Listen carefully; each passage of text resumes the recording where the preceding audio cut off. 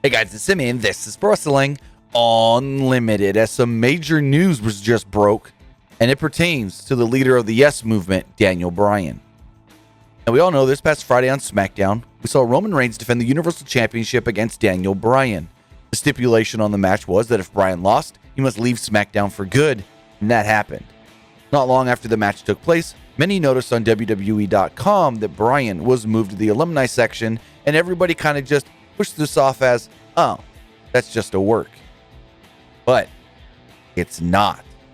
According to a new report from Fightful, they do report that Daniel Bryan's contract with WWE actually expired after this Friday's SmackDown and the Universal Championship match with Roman Reigns. The report goes on to state that high-level sources, both in and out of WWE, have heard of Bryan's contract expiration. Yet, it also states that Bryan has not talked openly about his contract status with the company, other than in a recent interview with TV Insider, he did state that everyone thinks my contract is up in September. That's when my last contract was up. That doesn't mean that's when my current contract is up.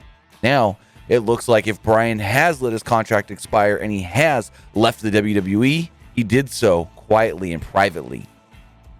The report also states that even though Bryan's contract with WWE has expired, or did expire on Friday, that does not mean that he is completely done with the company. Bryan could have re-signed with the company over the weekend and since Friday's SmackDown, but Bryan could also work for the company without a contract. Maybe the two sides are in negotiations and Bryan agrees to work with the company while ongoing talks are happening. Now, on a side note, something I shouldn't have to, but think I have to mention. If Bryan does not remain with WWE in any form, if he's done, contract expired, I'm out, he is out and free to go wherever he wants now. With Bryan letting his contract expire and not being released by the company, that means there is no 90-day no-compete clause that Bryan would have to abide by. I know I shouldn't have to mention that, but some people are going to ask because it always comes up when people leave WWE, do they have to wait 90 days? There are some people, and I know it is a little confusing, but there are some people that don't realize that the 90 days is only when WWE releases you before your contract is up, not if you let your contract expire.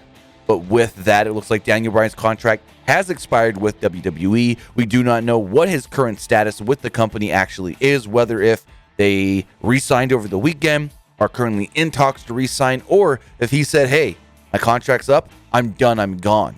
But with that, if we do hear anything further on Daniel Bryan's status in and out of the WWE, we'll have it for you right here on Pro Wrestling Unlimited. Well, that's going to do it for this episode. Remember to comment below, like and share this video, like us on Facebook, Instagram, and Twitter, and subscribe right here on YouTube.